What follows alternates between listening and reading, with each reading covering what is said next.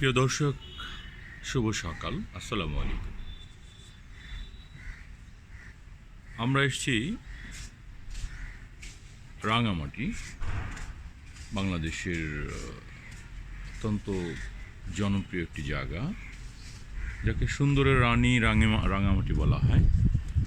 আমরা রাঙামাটি এসে প্রথমে যে হোটেলটা উঠেছি গ্রিন লাইনে, সেখান থেকে ব্যালকনি থেকে শুভ সকাল জানাচ্ছি। যেটুক আমরা ব্যালকনির ফাঁকে যা দেখছি, চারদিকে পাহাড় ঘেরা হ্রদ। আমরা যে সমস্ত জায়গা যাব এখান থেকে আমাদের সবাই মিলে, তার যেমন এখানে আছে শান্ত স্বচ্ছ নীল জলের বিশাল কর্ণফুলী হ্রদ, দক্ষিণ পূর্ব এশিয়ার বৃহত্তম কৃত্রিম হ্রদ বলা হয় এটাকে। সুবলংয়ের পাথরের পাহাড় ও প্রাকৃতিক ঝর্ণাসমূহ, যেটাকে বলা হয় স্রষ্টার নিজের হাতে গড়া অপূর্ব সৃষ্টি। সুবলং বাজার সংলগ্ন বিশাল পর্যটন বিনোদন কেন্দ্র। এরপর রয়েছে নানিয়ারচর উপজেলার বুড়িঘাটের বীরশ্রেষ্ঠ মুন্সি আব্দুর রফের স্মৃতিসৌধ।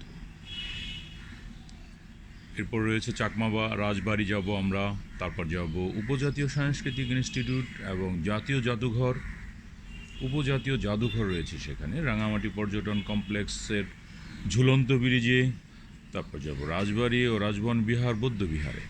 রাঙামাটি জেলা প্রশাসকের দারুণ দৃষ্টিনন্দন এক বাংলা এলাকা রয়েছে, সেখানে যাব আমরা। রাঙামাটি উপজাতীয় পল্লী রয়েছে, সে জায়গাটাও যথারীতি আমরা ঘুরে আসব।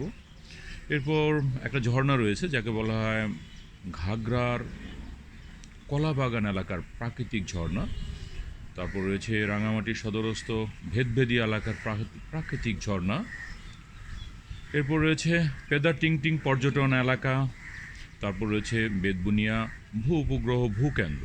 তারপর রয়েছে কাপ্তাই জাতীয় উদ্যান, Kaptai hydro electric project, Karnaphuli কাগজের কল এখানেই রয়েছে, সেখানে যাব আমরা যথারীতি।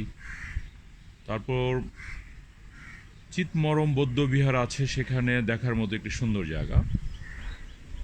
কর্ণফুলীর স্বচ্ছ নীরে বিম্বিত এলাকা, গিরিবন নিথি নিসর্গ জনপদে শ্যামল পিনানো আমি,